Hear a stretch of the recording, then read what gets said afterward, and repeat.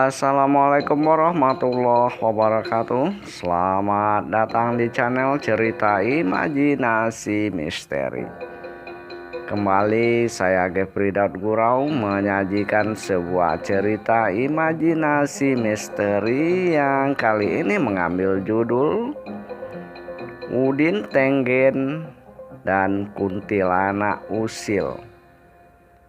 Sebelum kita masuk ke ceritanya, jangan lupa tekan dulu tombol subscribe channel kita ini. Terima kasih. Selamat mendengarkan. Malam ini sebagaimana biasa, Udin sudah datang ke pinggiran sungai di dalam hutan ini.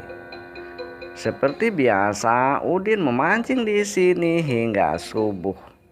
Dan di subuhnya barulah Udin membawa ikan hasil tangkapannya dengan motor butut ke pasar untuk dijual. Boleh dibilang di kampung ini tidak ada seorang pun yang berani datang memancing ke tempat ini karena sangat angker dan menakutkan. Di seberang sana ada sebatang pohon beringin yang amat rindang. Sering sekali terdengar orang bernyanyi-nyanyi di sana. Ada juga perempuan yang menangis, meringis, menjerit, dan segala macam bentuk-bentuk yang menakutkan berkumpul di sekitar pohon beringin itu. Hal ini menjadikan sebuah keuntungan mutlak bagi Udin Tenggen, sebab dia tidak punya saingan untuk menangkap ikan-ikan yang sangat banyak di sungai ini. Sudah hampir 3 tahun Udin mengais rezeki di sungai ini dengan cara memancing. Ikan di sini tak pernah habis, malah berkurang pun tidak. Udin menikmati ini sendirian. Dia tidak takut karena dulu Udin merupakan orang yang sangat pemberani dan ditakuti di kampung mereka. Sebab disinyalir Udin mempunyai ilmu hitam yang amat kejam yang membuat orang-orang tidak mau berurusan dengannya. Udin tak pernah takut pada manusia ataupun makhluk-makhluk siluman karena ilmu yang diamalkannya sangatlah mantap dan tak ada tanding di daerah ini. Karena Guru Udin Tenggen adalah seorang dukun mahasakti yang berkisar di tempat ini. Sampai sekarang nama dukun itu sangatlah ditakuti oleh masyarakat di kampung Udin dan masyarakat di sekelilingnya. Tapi untuk diketahui, sudah 3 tahun belakangan ini Udin tidak lagi mengamalkan ilmu hitam itu. Tak pernah lagi dia membuat onar, tak pernah lagi dia menyakiti orang, tak pernah lagi dia membuat kekacauan dan apalah namanya yang tidak baik di kampung ini. Dia lebih banyak diam. Dia melakukan sholat 5 waktu di rumah diam-diam, juga melakukan puasa di bulan Ramadan, menjalankan semua yang diperintahkan oleh Allah dan meninggalkan semua yang dilarang. Tapi yang namanya orang sudah ditakuti dan dicap oleh masyarakat sebagai momok tidak akan bisa dihapus hanya dalam tempo yang singkat. Orang-orang sampai sekarang sangat takut berurusan dengan Udin. Udin Tenggen merupakan momok yang sangat ditakuti orang-orang kampung. Orang sangat tidak mau berurusan dengan Udin, dan apabila sedang bertemu dan bercakap-cakap dengan Udin, orang-orang itu berdoa agar segera dapat membebaskan diri dari Udin. Dulu Udin kalau minum tak pernah merasa mabuk. 1 gelas 2 gelas biasa, 1 botol 2 botol biasa, selusin pun Udin tak menjadikan hal ini membuat dirinya menjadi pusing dan mabuk. Berapapun jumlah yang diminum, Udin hanya tersenyum dan selalu menjeringai kepada siapapun yang ada dekatnya. Apabila dia meminta sesuatu, berilah segera dan berlalu dari sana. Jangan beralasan karena nanti akan kena lebih banyak lagi. Kalau ada kambing, sapi, kerbau, ayam yang hilang di kampung ini, diam sajalah. Udin tidak segan-segan membakar ataupun menghancur-hancurkan kandang ternak yang hilang itu. Bahkan menempeleng dan memukul pemiliknya yang memberontak. Biasa bagi Udin. Pernah beberapa kali Udin dikeroyok dan ditangkap oleh warga. Lalu Udin ditahan di balai desa. Tapi tangan-tangan mereka lah yang merasa panas dan bengkak-bengkak ketika memukul Udin. Udin dikurung di dalam kamar balai desa. Tapi ketika kamar itu dibuka kembali, Udin sudah tidak ada di dalam. Makanya kalau Udin datang ke warung untuk membeli sesuatu, apabila uangnya kurang, orang-orang warung ngerti saja dan hanya tersenyum dan memberikan apa yang akan dibeli oleh Udin. Begitu juga kalau Udin masuk warung kopi. Sebelum Udin duduk, lebih bagus mereka memberikan sedikit bekal uang kepada Udin dan menyuruhnya pergi mencari warung yang lebih mewah lagi di luar desa, ketimbang membiarkan Udin duduk minum kopi dan makan minum di sana. Tentulah nanti akan timbul kerusuhan yang membuat orang-orang pemilik warung itu akan mengalami kerugian yang lebih besar lagi. Korban 50.000 atau 100.000 lebih baik daripada warung mereka hancur berantakan. Piring, gelas, rak-rak segala macamnya tentulah harus dibeli dengan uang. Hingga akhirnya sekarang setelah bertobat kepada Allah dan menyesali semua perbuatannya, hanya memancing ikan di sungai ini sajalah yang mampu dilakukan oleh Udin, sebab warga tidak mau mempekerjakannya, tidak mau berurusan dengan Udin Tenggen. Mamatlah satu-satunya pemuda kampung ini yang mau menemani Udin Tenggen pergi memancing. Karena Mamat tahu Udin ini tidaklah jelek hatinya. Malah kalau dihitung-hitung, sering Mamat mendapat pembagian yang lebih besar daripada Udin Tenggen ini. Tapi orang-orang tidak menyadari itu. Orang-orang selalu melawan Udin dengan kekerasan. Sementara Udin paling tidak suka dengan kekerasan sebenarnya. Karena itulah Mamat merasa nyaman menemani Udin memancing di pinggiran sungai ini tiap malam. Sehingga Mamat tidak perlu lagi repot-repot cari pekerjaan sana sini. Jatah dari Udin tidak perlu disangsikannya, asal dia mau mengerjakan apa yang diperintahkan Udin. Tidaklah berat pula yang diperintahkan oleh Udin kepada Mamat. Hanyalah mencari kayu bakar untuk membuat api, menyiapkan kopi, ya pekerjaan-pekerjaan biasalah. Sementara hasil pekerjaan itu juga akan dinikmati oleh Mamat. Tumben malam ini kuntilanak itu tidak menggoda kita, Bang, kata Mamat bertanya kepada Udin yang saat ini sedang duduk memancing di atas sebuah batu.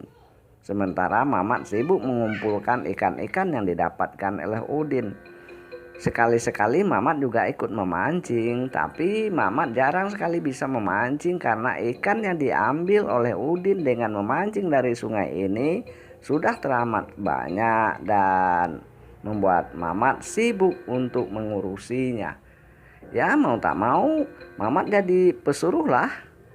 Sebenarnya dia ingin sekali memancing seperti Udin, tapi apa boleh buat, dia kan cuma anggota, bosnya kan Udin. Mau tak mau Mamat harus mematuhi apa yang diperintahkan Udin padanya.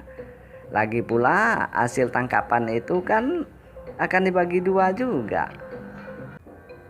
Tahu salah dipikirkan kuntilanak usil itu, Mat. Kumpulkan sajalah ikan-ikan ini, sebentar lagi siang kok, kata Udin menimpali pertanyaan Mamat.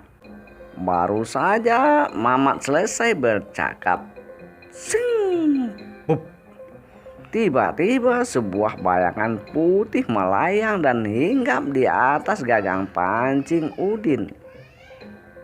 Ya, itulah kuntilanak usil. Sekarang kuntilanak itu berdiri di atas gagang pancing Udin, lalu pindah ke atas gagang pancing Mamat. Bang Udin, dia datang Bang Udin. Cuekin saja Mat, gak usah dipedulikan.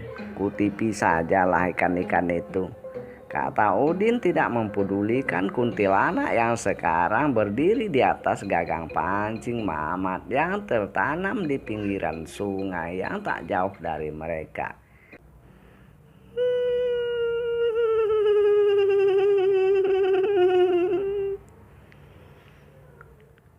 Banyak dapatnya Mas.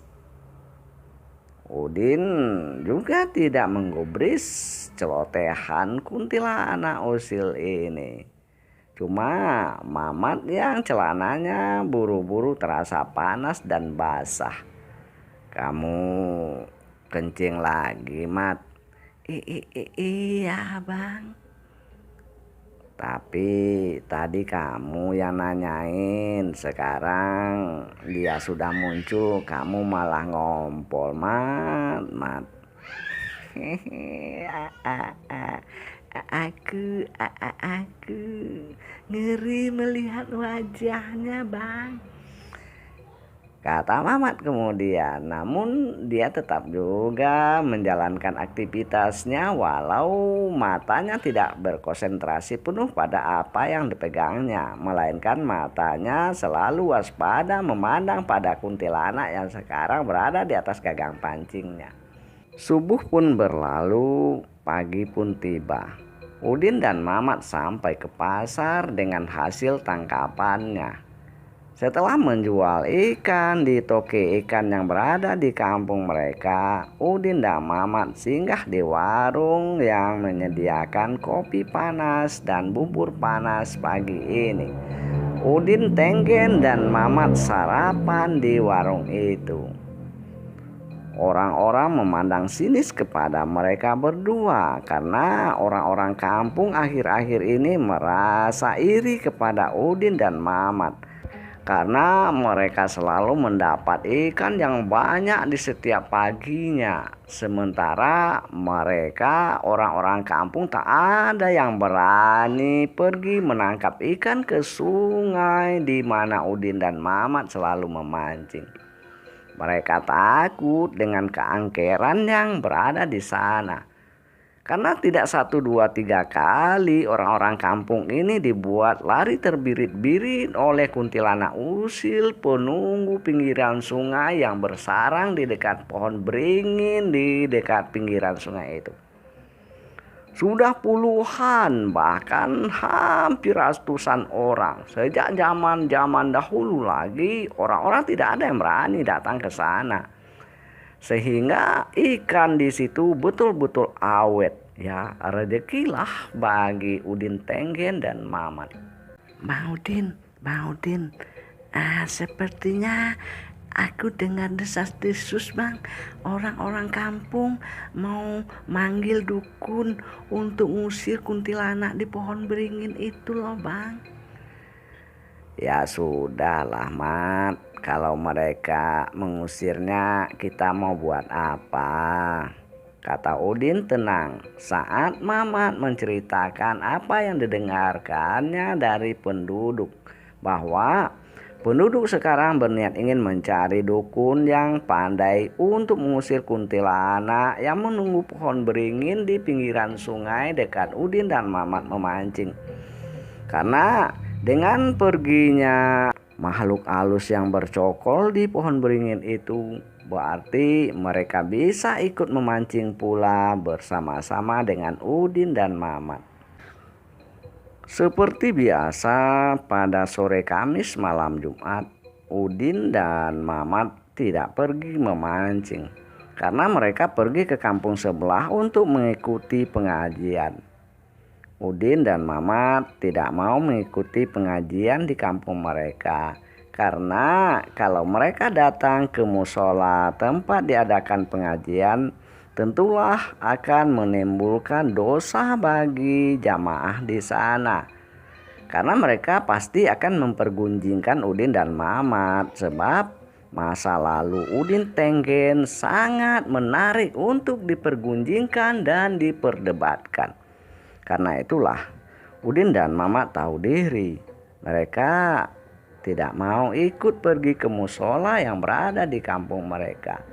Biarlah mereka berjalan agak jauh, asalkan tidak menimbulkan mudarat bagi saudara-saudara muslimnya. Tapi malam itu Udin mempunyai firasat yang kurang baik. Setelah pulang dari pengajian, walau sudah mencapai pukul 11 malam, dia pergi ke tempat memancing bersama Mamat. "Kenapa kita berangkat mancing malam ini, Bang Udin? Sudah malam ini, umpan pun belum ada Mamat cari." "Tak apa-apa, Mat. Kita cari umpan di sana saja. Firasatku nggak enak. Hatiku mengatakan aku harus pergi ke sana. Ayolah ke sana saja kita." Akhirnya Udin dan Mamat pergi juga ke sana. Alangkah terkejutnya mereka ketika mendekati tempat mereka memancing. Dilihatnya ada cahaya obor dekat pohon beringin. Di sana ada seorang kakek-kakek yang sedang berdiri menatap ke arah pohon beringin itu. Lalu kakek-kakek itu menengadahkan mukanya dan apalah namanya yang dibaca oleh kakek itu, entah mantra entah apalah, yang membuat suasana agak sedikit mengerikan. Angin semilir berubah menjadi angin yang amat kencang, bagaikan angin topan saja. Daun kayu yang tadinya tenang sekarang berombak-ombak. Gemuruh batu dan kerikil seperti berterbangan, membuat Udin Tenggen dan Mamat menggidik. Tapi mereka tidak meninggalkan tempat itu. Mereka memperhatikan apa yang dikerjakan oleh kakek tua itu di sana. Tak lama terdengar suara jeritan dari kuntilanak penghuni pohon beringin di situ. Kuntilanak itu menjerit-jerit memohon ampun kepada kakek tua. Lalu kakek itu sepertinya mengeluarkan sesuatu dan kuntilanak tersebut tersedot masuk ke dalam benda yang berada di tangan kakek tua itu. Lalu kakek tua itu menggali lubang dan memasukkan sesuatu ke dalam lubang itu dan pergi meninggalkan pohon beringin. Keadaan mulai tenang kembali. Mamat dan Udin masih di sana memperhatikan situasi. Setelah lama kakek tua itu pergi, Udin Tenggen mengajak Mamat mendekati pohon beringin. Lalu dia mencari-cari lubang yang tadi dibuat oleh kakek tua. Udin menemukan lubang lalu menggalinya. Setelah meraba-raba ke dalam lubang yang tidak terlalu dalam, Udin menemukan sebuah botol di sana. Udin dan Mamat pulang, tapi Mamat tidak pulang ke rumahnya, melainkan bersama Udin ke rumah Udin. Karena di rumah Udin mereka akan bisa berbicara leluasa, sebab Udin hanya tinggal sendiri di rumahnya. Sementara di rumah Mamat banyak adik-adik dan ada juga kedua orang tua Mamat. Sementara di rumah Udin tidak punya lagi orang tua. Dia sekarang sebatang kara di kampung ini. Sebab kedua orang tua Udin berada jauh di kampung kakeknya. Sementara saudara-saudaranya semua perempuan dan sudah pergi mengikuti suami mereka masing-masing. Udinlah sekarang yang menunggu rumah tua mereka. Sesampai di rumah di bawah penerangan lampu, Udin Tenggen dan Mamat memperhatikan benda yang didapatkan oleh Udin dari lubang yang dibuat oleh kakek tua di bawah pohon beringin. Ternyata sebuah botol transparan. Di sana nampak sebuah benda cair atau ya seperti kabut-kabut lah di dalamnya. Udin dan Mamat memperhatikan. Tiba-tiba terdengarlah suara rintihan dari dalam botol itu. Tolong aku, Mas. Tolong, Mas. Udin dan Mamat terkejut. Lalu, ada apa ya? Aku dikurung mbah tua itu, Mas, kata makhluk yang berada di dalam botol itu. Udin bisa mengerti sekarang. Rupanya kakek tadi menangkap dan memenjarakan kuntilanak penunggu pohon beringin ke dalam botol lalu ditanam di dalam tanah. Bagaimana aku menolongmu? Udin bertanya sementara Mamat terpaku celananya basah lagi. Mat, pusing Mat, ke sumur saja kalau ngompol. Enggak Bang, biar nanti Mamat pil saja. Udin hanya tersenyum melihat kawannya ini. Buka saja tutup botol ini, Mas. Tanpa pikir panjang, Udin Tenggen langsung saja membuka tutup botol itu. Langsung keluarlah seperti asap dari dalam botol, membesar dan membentuk sebuah wujud manusia.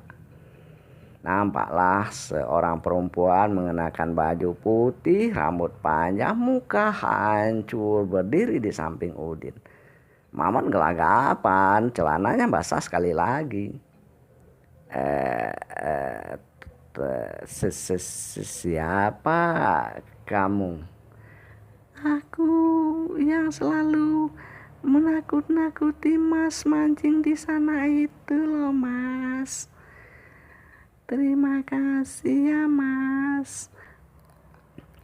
Iya, cepatlah pergi ke sana, kembali ke pohon beringin sana. Tapi kalau kakek itu datang, ya lari saja biar nggak ditangkap lagi, kata Udin Tenggen kemudian. Apa Mas tidak senang aku di sini, Mas? Senang sih, senang, tapi tuh kawanku udah ngompol lagi. Wajahmu itu loh. Lalu kuntilanak itu berubah menjadi seorang perempuan yang lumayan lah. Wajahnya nampak berseri, rambutnya panjang, teratur rapi, pakaiannya pun tidak compang-camping seperti tadi. Nah, kalau begini kan kawanku tidak takut lagi. Ya kan, Mat? Kata Udin pula kepada Mamat. Ya namanya aku kuntilanak, tetap aku takut lah, Bang, kata Mamat kemudian. Aku janji gak akan mengganggu kalian, Bas, kata kuntilanak itu kemudian. Pergilah pulang, nanti ada yang melihat, malah kami makin dibenci oleh penduduk kampung ini. Sekarang kami juga sudah dibenci habis-habisan oleh penduduk kampung, tapi mereka tidak berani terang-terangan karena takut kepada kami. Ditambah lagi nanti kalau mereka tahu kami yang membebaskanmu dari kurungan kakek tua itu, bisa-bisa kami dibakar hidup-hidup oleh penduduk kampung. Tak lama kemudian hilanglah kuntilanak itu dari hadapan mereka. Mau tak mau Mamat terpaksa mengepel kencingnya di lantai kamar Udin Tenggen. Esok malamnya kampung ini geger oleh sebuah berita yang sangat mengejutkan. Orang-orang kampung beramai-ramai pergi memancing ke tempat Udin dan Mamat memancing. Di sana mereka bertemu dengan Udin dan Mamat yang sedang memancing. Ramai sekali di tempat itu. Tapi sayang seribu sayang, tanpa diduga-duga oleh mereka, kuntilanak yang dikurung oleh kakek tua ngamuk. Semua orang-orang yang mancing di sana diobrak-abriknya sehingga lari terbirit-birit, kecuali Udin dan Mamat tentunya. Harapan mereka untuk bisa memancing di sana musnah lagi. Keesokan malamnya tak ada lagi orang kampung yang berani ke sana setelah semalam diobrak-abrik oleh kuntilanak usil itu. Tapi Udin dan Mamat tetap saja memancing ke sana. Malah sekarang nampak kuntilanak itu duduk di samping Udin. Udin tidak mempedulikannya karena wajah kuntilanak itu sekarang tidaklah membosankan dan menakutkan. Cuma Mamat saja yang sedikit waspada. Akhirnya orang-orang kampung itu kembali mendatangi kakek sakti yang kemarin mampu menangkap kuntilanak usil itu dan memohon kembali bantuan kakek untuk menangkap si kuntilanak. Tapi kakek tidak mau lagi. Alasannya kalian penduduk kampung tidak kompak. Jadi percuma saja. Kalau nanti saya tangkap, tentu ada lagi orang yang akan membebaskannya. Jadi saya capek, kalian capek, hasilnya tetap tak ada, kata kakek itu. Sirnalah harapan orang-orang kampung untuk bisa menikmati ikan di dalam sungai sana. Sementara Udin dan Mamat, ya itulah mungkin rezeki mereka. Selesai. Oke sahabat, demikianlah cerita ini kami sajikan. Mudah-mudahan ada hikmah dan manfaat yang bisa kita petik. Ingatlah sahabat, sekali kita melakukan kesalahan, amatlah susah untuk menghapusnya dari ingatan orang banyak. Jadi berpikir-pikirlah untuk melakukan kesalahan. Wabillahi taufik wal hidayah. Wassalamualaikum warahmatullahi wabarakatuh.